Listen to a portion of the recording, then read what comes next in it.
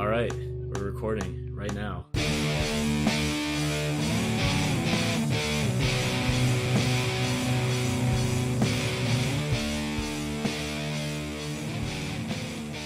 Okay, we're live.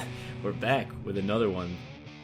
FTMB. FTMB podcast. Best of. And we're on time this time, Matt. Like, I know last year we were a little late. We're on the ball now. This is a professional production at this point. You're welcome. Yeah. You're welcome, this fans. Is much better than last year. Have you seen, like, most, music outlets or places that write about music will, like, release their best of lists, like, around Thanksgiving? Did you notice that this year? I didn't, but why do they do that? Just so they can get the clicks before everybody else does? Yeah. I think we're gonna miss out on all the clicks. Well, week. you know, people respect our opinion more so I think we'll have people clamoring to hear this right now. Yeah, I think you're right. And if you're one of those lucky few listening right now, lucky you. Lucky you.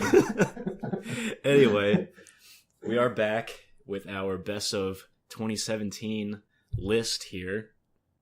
And I think we're gonna do things a little bit differently, where we'll talk about our favorite albums that actually came out in 2017, and then we will discuss albums that we listened to in 2017 that didn't necessarily come out this year, that were meaningful or impactful or our favorites to us, essentially. So kind of covering what we thought was the best releases of 2017, as well as what we loved the most in 2017, regardless of year, essentially. Yeah. Is that how So are these your best, like you would say critically best, or closer to a favorite? No, I think closer to my favorites, at least, and I assume the same for you as well. Yeah, I agree. Yeah, because critically best, I mean, you can go, read Pitchfork or Anthony Fantano or some shit like that for critically best, but this is more of for our tastes, essentially, which I assume if you're listening to this, you're more interested in kind of just what our tastes are. Yep. But, of course, before we dive into that, we got to talk about beer, because this is the #1 beer and music podcast on the web. The internet's only. The internet's only. It's a special thing, Matt. It's a special thing. Yeah. What are you drinking? What did you get? I'm doing a little Cleveland throwback here. The Great Lakes Brewing Company Christmas Ale. It's a big hit in Cleveland. I never really got the hype behind it, but I was like, it's pretty wintry here right now. We just had Snowmageddon here in Columbus, and so I kind of wanted something a little snowy, a little spicy. So I went with the Great Lakes, and it's it's not a bad beer. I think it might be a little overrated, but as far as like Christmas ales go, I think it is tasty, and It is a Cleveland zone kind of thing. It's kind of like Christmas ales in general. I do. I've been trying to get more into them. During the winter times, I usually like the darker beers. And this is a pretty dark ale. It's like very dark, like kind of a ruddy brownish red color. So it's fairly dark, but I'm usually like with the very, very dark beers. For me, the winter ales are always hit or miss depending on the spiciness. Yeah, exactly. They can fluctuate a lot with quality, I feel like. Yeah, I agree. But I do like this one, and it's if you're ever in Ohio, they have Christmas in July at Put-in Bay, and they release a special version of the Christmas ale in the middle of July. It's a fun time. Yeah, that's definitely, like, people in general love that one. Mm-hmm. I know. Even in Columbus, like, people would... Yeah. Like, the first day it comes out, I forget what day it is, but people freak out. Yeah, and if you get it in Cleveland, and in some bars, they'll even put, like, cinnamon or, like, cinnamon sugar around the rim and stuff and make it all, like, very, very Christmassy beer. So, if you want to do that for yourself at home, it'll elevate your experience. Nice. All right, so Matt. I'm drinking Bray Imperial Stout by Redneck Brewery, but even though it's called Redneck Brewery, it's made in Spain. I also like dark beers in the winter time. It's not. Is it cold there right now? What's going on? It's about freezing temperatures. Today Okay. was a little warmer. It was like 40, 45. But it is a little bit colder relative to the rest of the year. Mm-hmm. And this one is actually pretty good. It's very drinkable. It's about 8%. For an imperial stout, that's a little bit lower, I think. Mm-hmm. But it's really smooth. It's a little bit sweet, but overall, I'm enjoying it. Nice. Unfortunately, I don't think we could ever get that in America. I highly doubt it. Would they take that away from you in customs?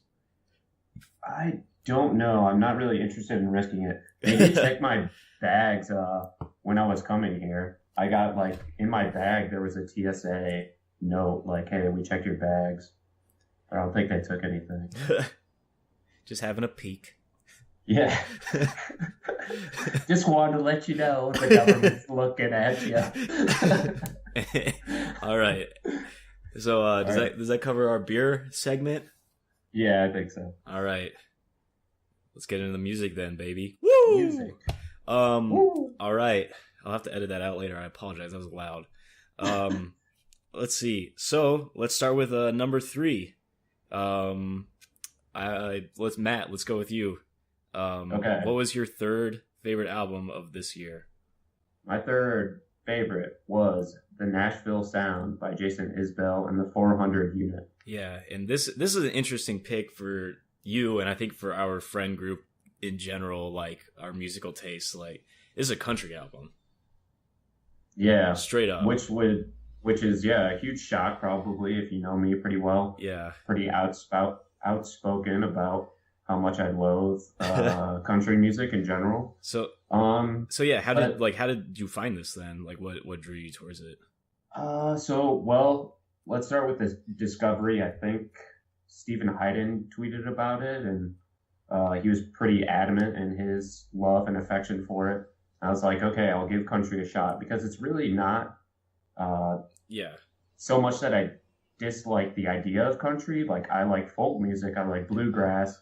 It's just kind of the mainstream country music, like pandering lyrics, the silly twang that I don't really understand. It's the butt rock of country. It's like the pop country. Exactly. It's pandering, kind of like non-meaningful at all. Just fluff.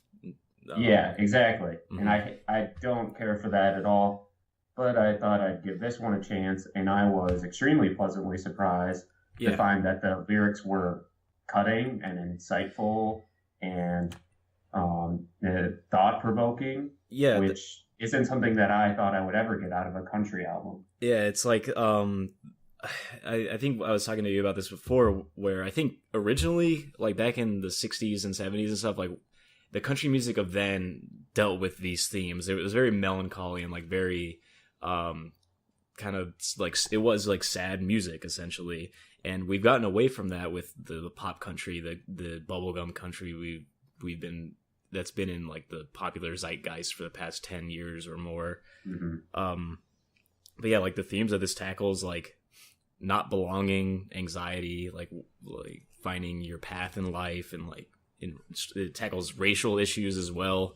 Like it's very like counter, like anti bubblegum country of today, the pop country of today. Yeah, and it's like Willie Nelson is country, Dolly Parton is country. Like, these are great artists. It's just now, I just feel like the country music that's popular now is so far away from that. But I think this kind of captured the vibe of 2017 for me. It was progressive in that way. Exactly. And 2017 was a crazy year, but this kind of also kind of flipped things around for me.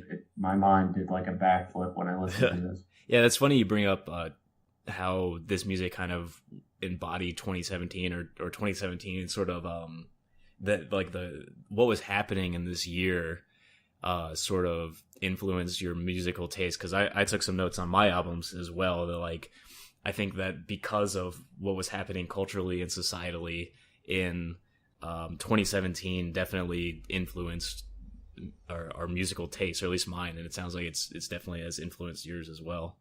Yeah, for sure. I think it's completely unavoidable. Yeah. And even for some of my other ones, I think like what was going on for me personally, like in my own life, but also in the kind of craziness of the past year also influenced my decisions. Yeah.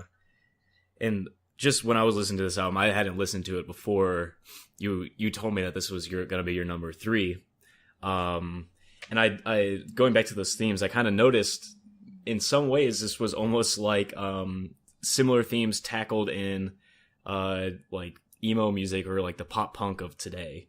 Similar things like anxiety, and like where do we go with our lives now and stuff. And I think those themes are global and obviously like have translated Right. well into country music here as well as like the emo music we usually listen to. So I'm wondering if that maybe kind of helped you appreciate this album more.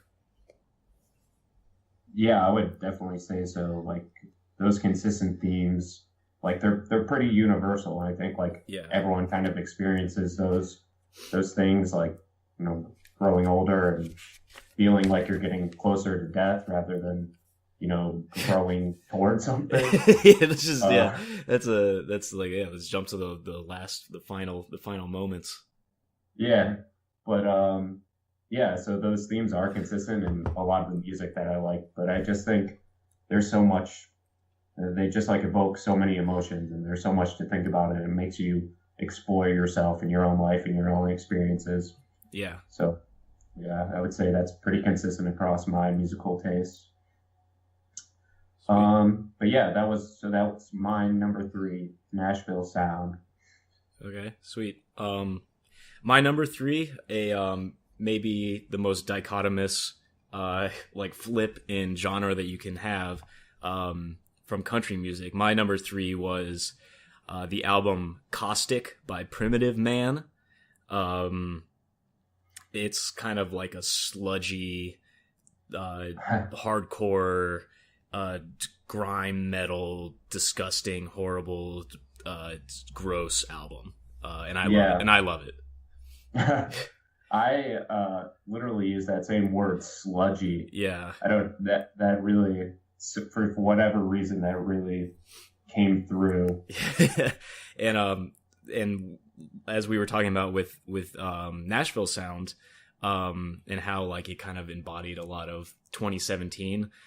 This was like kind of the album of my 2017. I felt very, anger isn't usually a emotion that I feel a lot, but this year I had like lots of anger for whatever reason, not at any one particular person, but like just sort of undirected like feelings of that. And this like was the album that was like the album of my anger essentially. And I think just what's happening in the world now definitely kind of prodded those emotions essentially. And this album for me encapsulated all that so well. Yeah, it kind of captures the environment, like the kind of like filth and darkness and heaviness. You feel like you're being dragged down. Or something. It just beats, everything is this distorted. This album beats the shit out of you as you listen to it. It's like it like surrounds you and crushes you, and like is just so dark and aggressive, and it's just never ever lets up, and just like and it's a lot of the like slow burn and like just sludgy like disgusting build-ups to like these guttural animal noises and shit. It's like I would not recommend this album for everyone. And it's definitely you need a certain kind of palette in order to and even I don't want to listen to it all the time. It's hard to get through it because it's long, it's kind of an in some ways ambient almost, because it's there's not like singles on this album where you'd be like, oh, I like this song the most, I'm gonna put this one on. It's just it kind of all blurs together through this over an hour long, I think, runtime. But if you're ever feeling like mad and aggressive and angry and shut in and dark at the world, and you just put some nice headphones on and just lose yourself in this album, it will it will cure you of that feeling. It will beat that out of you. Yeah. So Or yeah, it does, because you will be experiencing it for so long. It'll just it has to end at that point. Mm-hmm. And one of the details that came through, you mentioned, these like guttural like noises, like animalistic sounds. Like it's literally like it sounds like he's gagging or he's like puking his guts out. Yeah, like just in that moment. It's insane. Pure brutality. Yeah. So yeah, if you're in the mindset for this and you got nobody else is around, nobody else will like to hear this while you're listening to it. Like, throw this on, embrace that anger, embrace that hate, and relive 2017 all over again. It would be great. Yeah. And that was Primitive Man by Caustic. Or Caustic. Right? No, Caustic the album. Primitive The album Man. is called Caustic by the band Primitive Man. Highly recommended. Okay, so we're gonna do this a little bit different than last year. We actually shared our number 2 and number 1 albums. We just had them flipped. Yeah. So my number 2 was The World's Best American Band by White Reaper. And then my favorite was After the Party by the Menzingers. Yeah, and mine was just flipped from that. So my favorite was the White Reaper album, and my second favorite was sorry, I just got a text message. My favorite was White Reaper, and my second favorite was the Menzingers. So I guess we can just kind of group talk about them.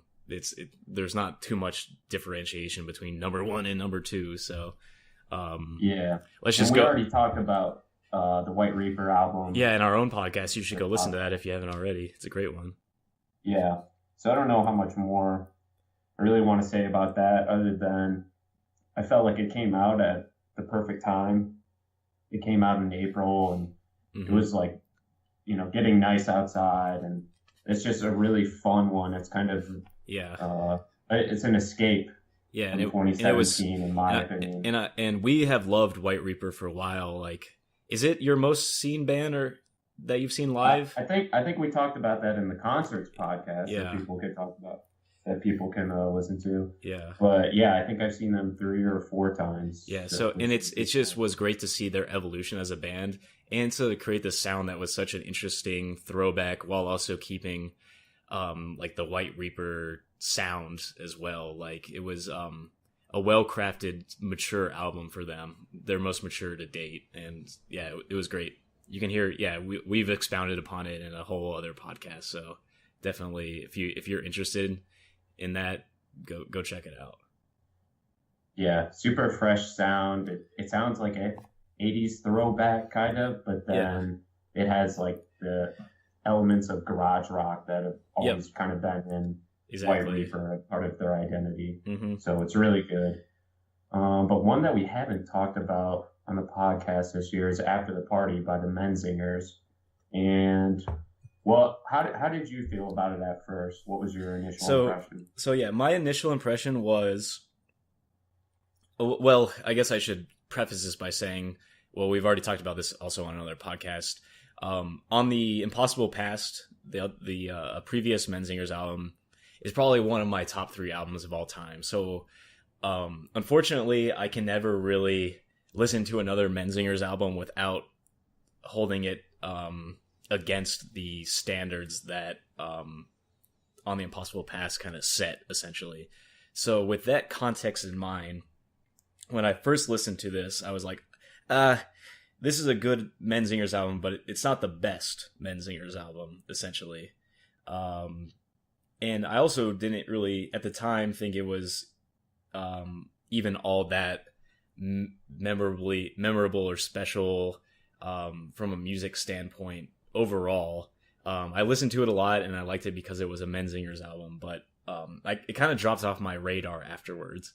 But when we were thinking about this list, and I was thinking about the feelings that I've had in 2017 about music and about bands and stuff, this album started creeping back into my head a little bit, and it became a very like sentimental pick for me, essentially. Yeah, I actually feel pretty similarly. Yeah. I would definitely agree. Like, this isn't their best work on the Impossible Past is like incredible though. It's like Hmm. top tier as far as I'm concerned. So even though it's flawed in comparison to their best work, I think it still captures a lot of the things that make the Menzingers great. Some amazing guitar riffs on Yeah. here. Some great singles Um, on here for sure. Like yeah, Midwestern States, Bad Catholics, After the Party, all like top tier Menzinger singles for sure. Like things I still come back to today. yeah, and they tell like incredible stories on those songs Yeah. that you mentioned, especially. Hmm. And yeah, for me, it just really felt like this album was like home for me. Yeah. Like being away from America Uh, for a few months in 2017. hmm. This album, like I would listen to it, and I just feel comfortable. It reminds me like that I'm American. It reminds me of who I am. It's just Oh wow. it was a nice thing to have in 2017, Yeah. personally, but also kind of like with everything else going on, this is like something I could return to, and It was comforting. It was like a nice yeah, it's like a blanket you warm could blanket. yeah, I'm glad we came to Yeah. that same metaphor. For me it was I never left America, but Yeah. it makes me think back to like our Chicago road trip that we took together to go see them essentially when they're on tour for this album. And that was just like I had like just moved back to Columbus and was hanging out with everybody again. And we took this like really fun road trip up to Chicago and hung out in the city and got to see our friend Hume for a while. And it was just like a very, very fun, like good time with great music and like a great city. You got to see your friend Phil again Yeah. and stuff. It was like a very like memorable, fun experience in a cool city with great music essentially. And that's what I was saying, like the sentimental value of this album, like that encompasses that sort of snapshot in our lives for me. And that's why like when I think back to this album, like it has like beyond the music has emotions attached to it that put it in the top for me essentially. Yeah, absolutely. And I mean, just yeah, I mean that's what makes it like my favorite of the year. It's Yeah. kind of that sentimental value. Hmm. And I also like I didn't actually count up how many times that I listened to it because Google Play has like a play count, but I'm fairly certain I listened to that one the most in 2017 Really. because I played it a ton when it first came out, Hmm. and it dropped off a little bit, but then I did come back to it. So yeah, great album. Yeah, for sure. If you liked On the Impossible Past or you listened to that before, definitely check out After the Party. It won't disappoint any Menzingers fan, I don't think. No, I don't think so. I think yeah, people will appreciate it Hmm. if you're a Menzingers fan. So what are we gonna do next? So Oldies? yeah, so I think when we were coming up with this list for 2017, I think we both came to the conclusion that um it wasn't that strong of a year as far like our favorite albums that we listened to this year didn't all come out in 2017. Um Yeah. Do you want to do a quick like meta analysis of 2017, like the year in music in general? Because I uh think we kind of came to the same conclusion. Like there were some dead periods. Didn't you? Did you feel that way? yeah, because I remember 2015, 2016 it always felt like something was coming out that I enjoyed listening to. There was never not a new thing to listen to, or when it was between things that I was listening to, there was like enough good stuff there that would tide me over to the next time. But 2017, there wasn't like this string of great releases or the bands or musicians or artists that we enjoy, at least for myself. They weren't either releasing albums or it just wasn't all there essentially. So I had to dig a bit to make my list, really. Yeah. Yeah, I agree. Like there were just some long walls where Yeah. there I just wasn't finding music that felt Hmm. really fresh or new to me. Or spoke to exciting. you in like a in a way that you were feeling like how 2017 made you feel. Like I was thankful that towards the tail end of the year, Caustic came out and kind of encapsulated those feelings that I was having. But before that, I had to search for that in older music or albums that had come out previously, not in 2017. Yeah. And I So think what were those ones? Yeah, and I think and that's a good transition to our next segment of like, so what were we listening to in 2017 that really spoke to us about this year, really? Yeah. And you want me to start? yeah, you start. So I guess at the very tail end, feels like silly to say, but I really got into NoFX, which I had listened to before, but Yeah. had never like really done a deep dive on them. But yeah, for whatever reason, like that just felt, I was like perfectly at home. Like how I've been missing this like my entire life. Yeah, that's what brought that to your attention, really? Like, where did NoFX come from, of all things? I don't know. Like, I think I was telling you guys, like, I had listened to them on video game soundtrack before, like on Tony Hawk's and NCAA college football, but just never really went into their discography. And I don't know. I just like caught one of the songs somewhere, and I was like, how did I miss this? How have I been missing this? And then I did a deep dive on the albums, and I was stuck. I was completely. And your pick for this out, it was White Trash, Two Heebs, and a Bean, right? Yeah, if I was gonna pick one album, that would be the one. But kind of like similar to foreshadowing to your pick, I kind of like the entire discography, honestly. Yeah. But because I really did a deep dive after I and a lot of NoFX, like there's not they got a style, and you know what it is between albums, essentially. Right. Yeah.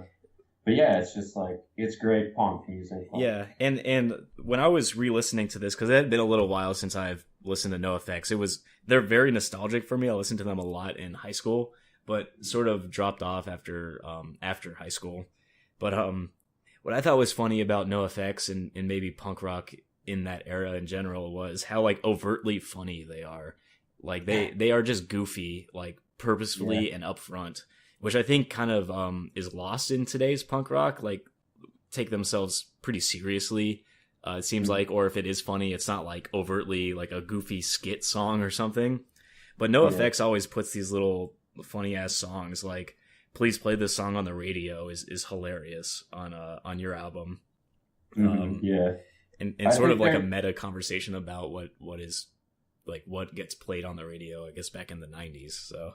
Oh, definitely. Yeah. That's the thing. Like it's humorous, but because there's like an element of truth to it, they're kind of digging into something deeper, actually. Yeah. I think it is kind of rare. There's like a few bands, I think, like, from what I've listened to, like Roswell Kid kind of has like this kind of silliness to them, but it's not like NoFX had the ability to be funny, but also cutting in a way that's I think trickier than, the average person realizes. I think it's just pretty brilliant lyricism from that perspective.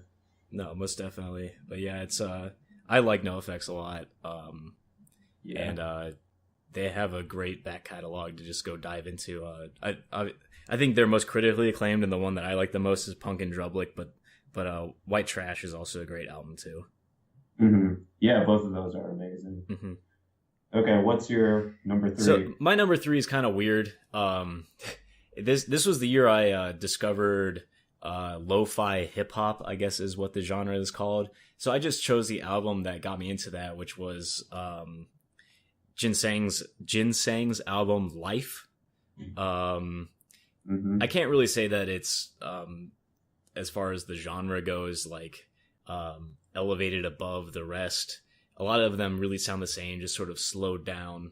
Or not slowed down, but like a drum loop, essentially, from like a kind of a hip hop drum loop with jazzy or some sort of like found plunderphonics jazzy loop over top of it.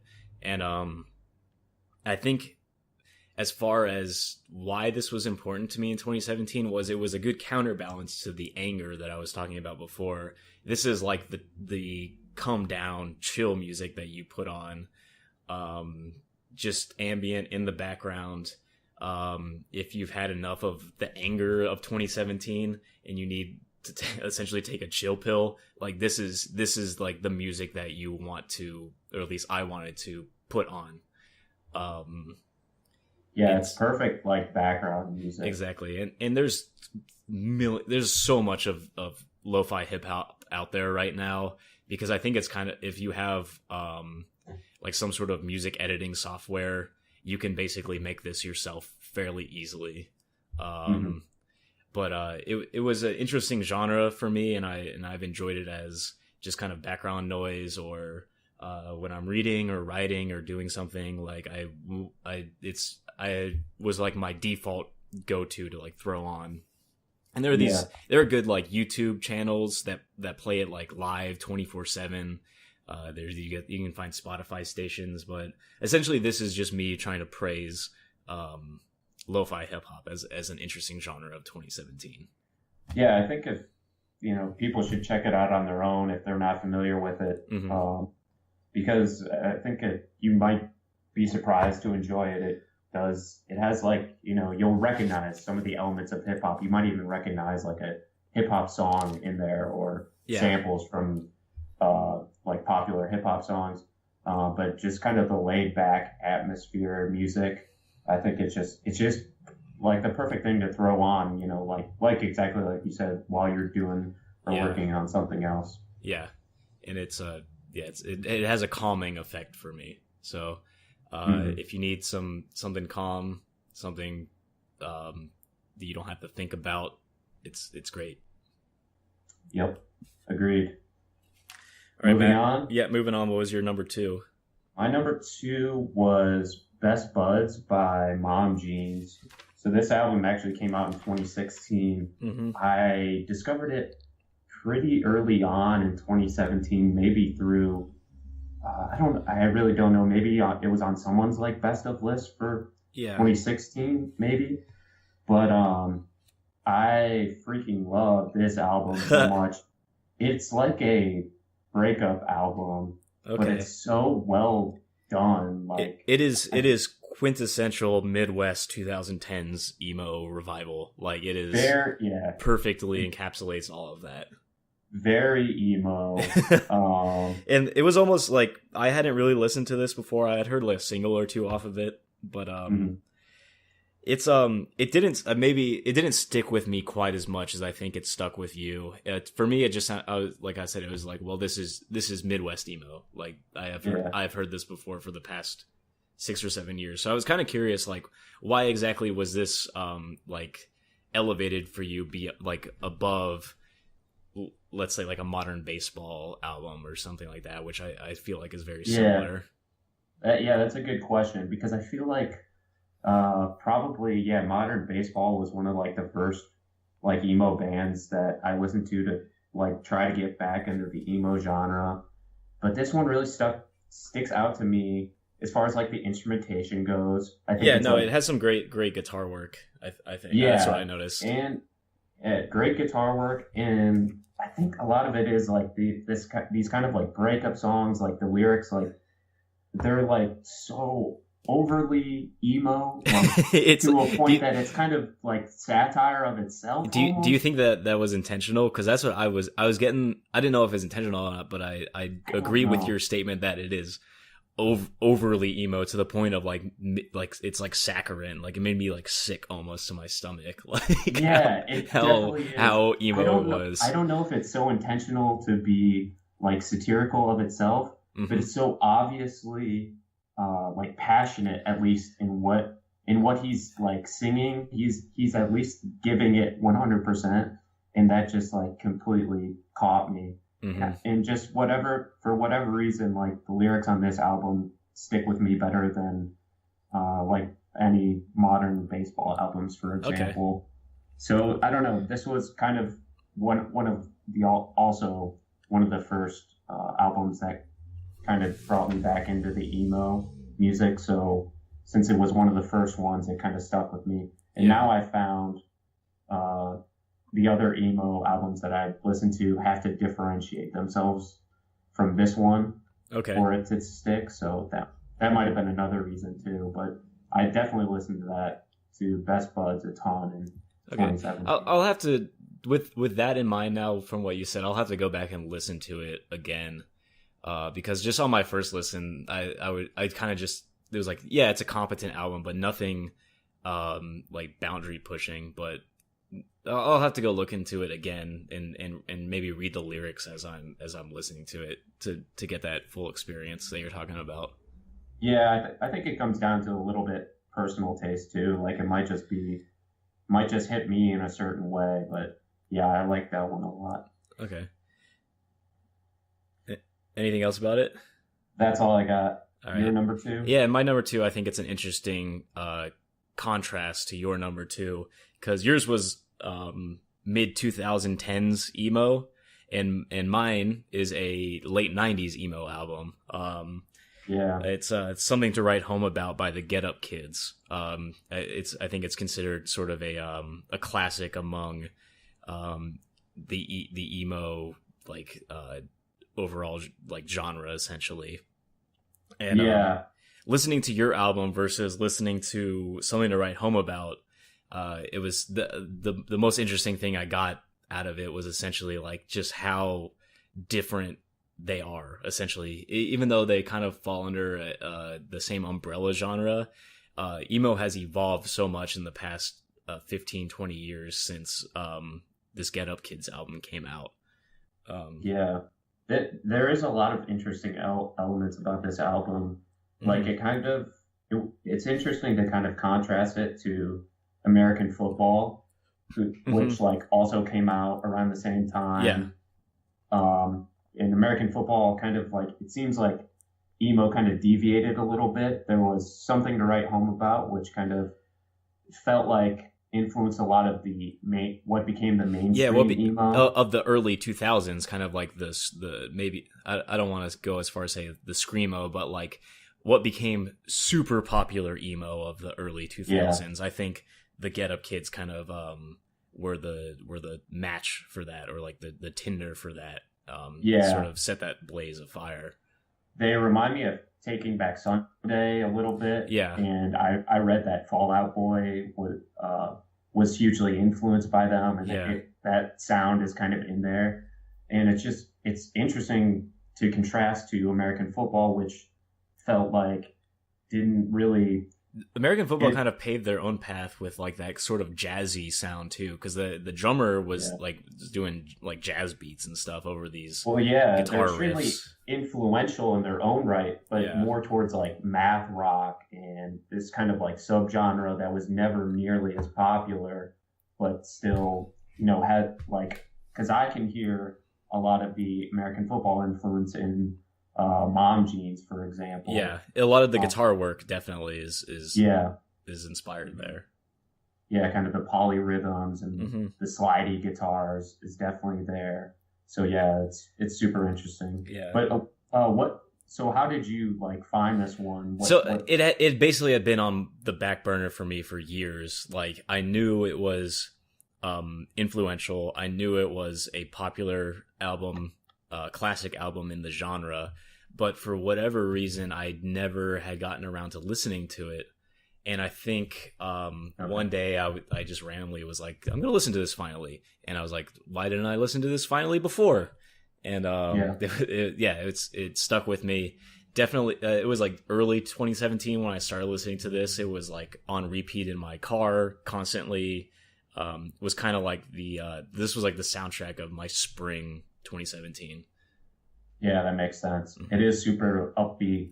It's delightful and pleasant and everything. Yeah, and it's different from like the Midwest emo, where it's not, at least the modern Midwest emo, where it's kind of the lyrics are like sort of describing. They're pretty vague. Yeah, they're vague. They're not like literal, which is I feel like a lot like or in some ways ham-fisted. Like it's like vaguer emo lyrics, which I kind of appreciate more because it hits you over the head a little bit less.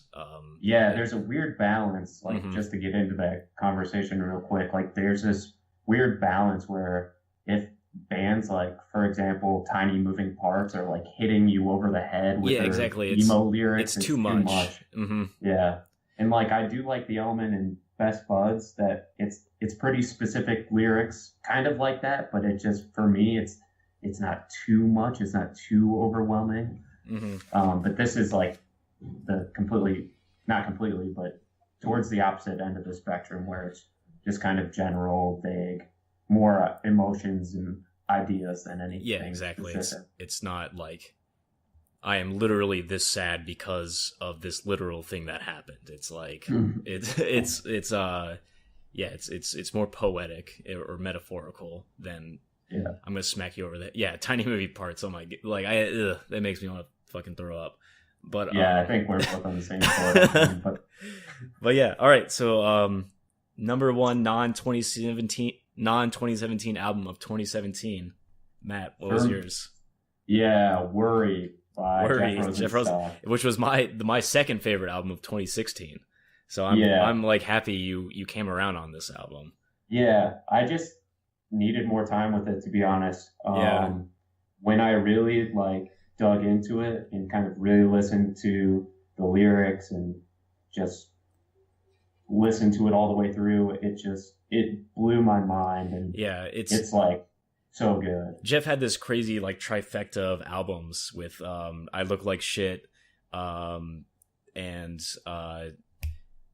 We Cool. Yeah, We Cool, and then this album. It's like he just got better and better each time, and like he could do no wrong. It's an amazingly well put together album. Every song is basically catchy, memorable, and then he's got this little halfway through, he kind of like a sub album that like all runs together essentially, like from one track to the other, all melds together. Yeah, and we talked about it last year, but yeah, that part is like amazing, and which is why some of the other reasons this one stuck with me. Like I just feel like from when I'm writing music, I'm kind of like, now I want to write Worry. I feel like Jeff Rosenstock said everything that I wanted to say. I feel the same way. Yeah, he embodies a lot of those emotions that I think we have, and he says them so perfectly. And I think that's why we both love this album. It's super relevant to 2017, which is weird because I've read, that he was writing it for a while and he had some songs that were written a long time ago, but they feel so relevant in 2017. We talked about it last year, but it's an incredible album. Like I think everyone has to listen to that one. Yeah. And I think we both listened to Post, his new album. Yeah, that's what I wanted to talk about. On New Year's Day this year of 2018. Maybe that's our next podcast. Yeah, because I definitely have some thoughts about Post.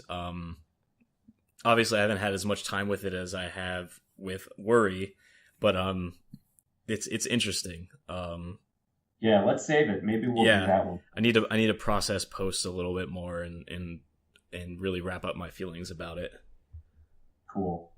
Yeah, let's leave it at that. All right. What's your number one? Number one, I'm just going with the entirety of the band Double Dagger.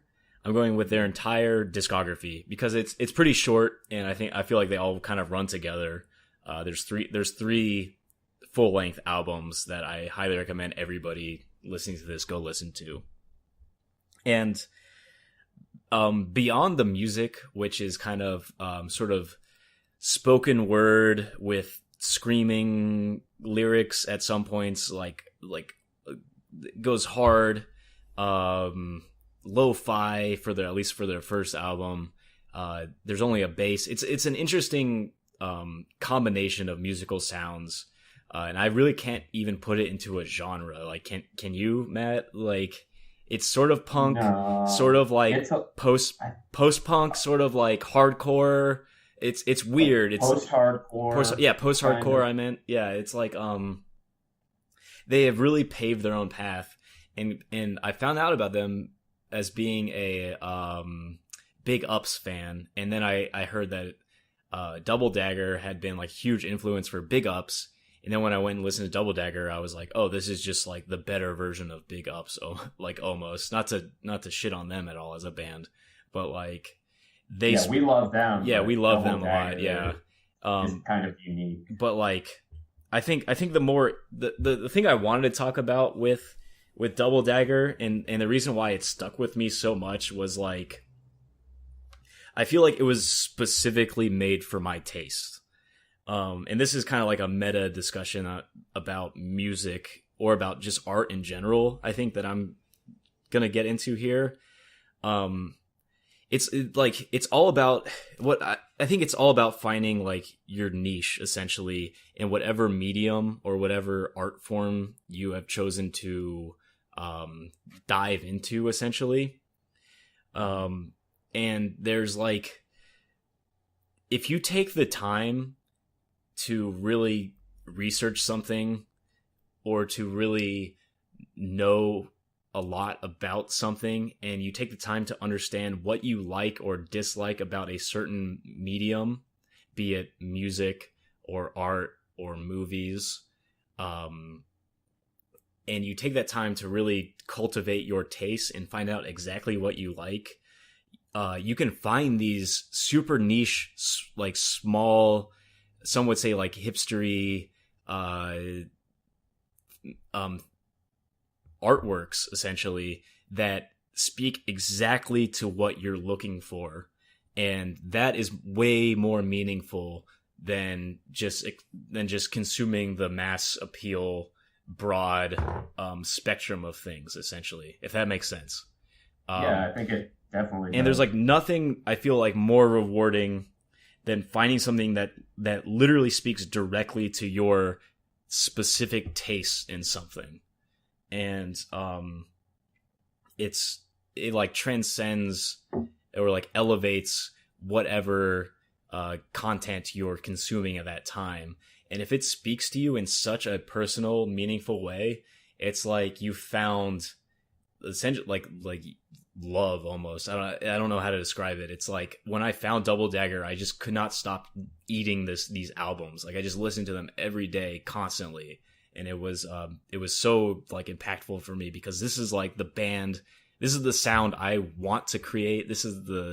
They talk about the things I want to talk about. They are interesting and unique in their own way. And if you hadn't like dug deep, or if I hadn't like looked around or done research and figured out exactly what I love, they wouldn't have had that like sort of impact on me. And I guess what I'm really trying to say is like, if you have the time or you want to, like, take that time to really try to understand what you want out of the media you consume, and cultivate those like specific tastes of yours, and there will be a creator or something out there that speaks exactly to what you're looking for, and that like finding that will be so meaningful to you. It will kind of like elevate your enjoyment of everything else, like of all the things that you start consuming in that media from now on, when you can really narrow down and filter what you like. Yeah, it's super rewarding to find that niche thing that just speaks. It feels like the songs were written for you or by you. Exactly. You have a relationship with them, and it's it's just super. Exactly. It's super important, and because it's not just a broad mass appeal, and because it's so pointed towards you, I just feel like it's just a special thing essentially at that point, and that's what really made me love Double Dagger and made me so happy that I found them essentially. Yeah, that's really cool. Mm-hmm. Is there anything else? I mean, that we wanted to talk about with that one? I mean, no, that was just kind of that was kind of exactly like. I know not everybody's gonna love the sound, and I didn't want to really talk about why I like the album. I just wanted to get into sort of a meta discussion about enjoying a media essentially, and why it can be so rewarding. Yeah, that's cool. But yeah, so that was my last one. I guess anticipated albums of 2018. Yeah, I had a list actually. So there's a few.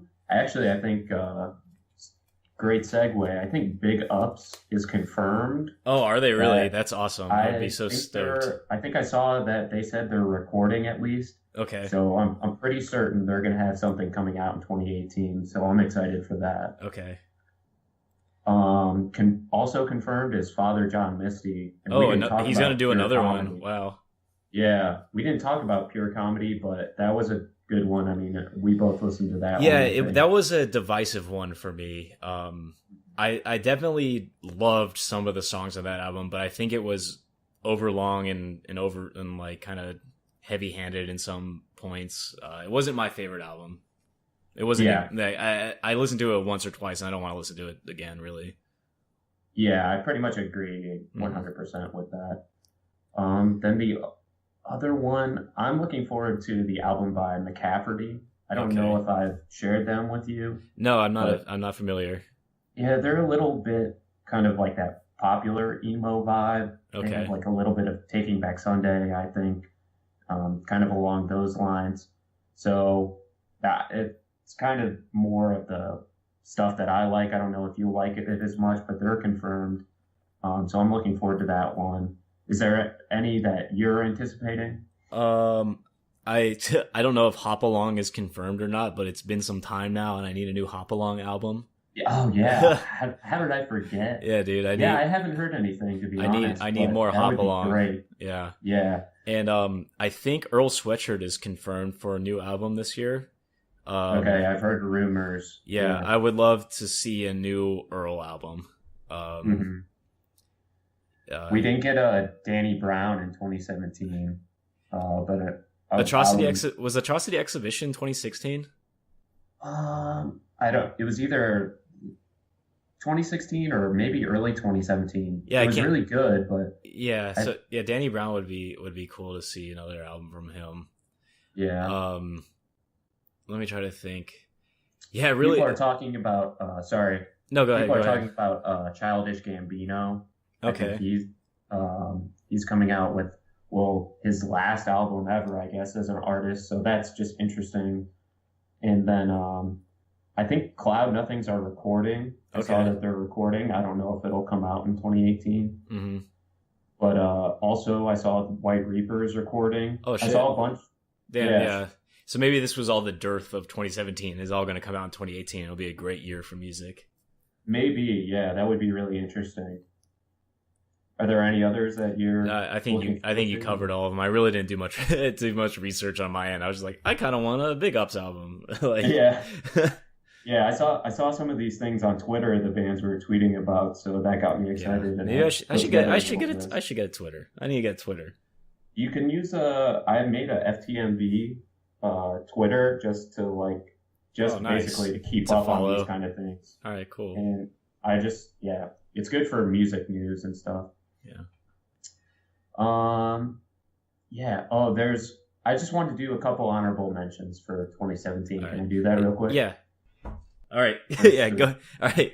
So here, all right. Honorable mentions. Matt, go take it away. I just had two that I felt like I had to mention. Like we said, I didn't think 2017 was an amazing year, but these two I did listen to for a significant part, and I just wanted to give them shout out. A little bit of a shout out.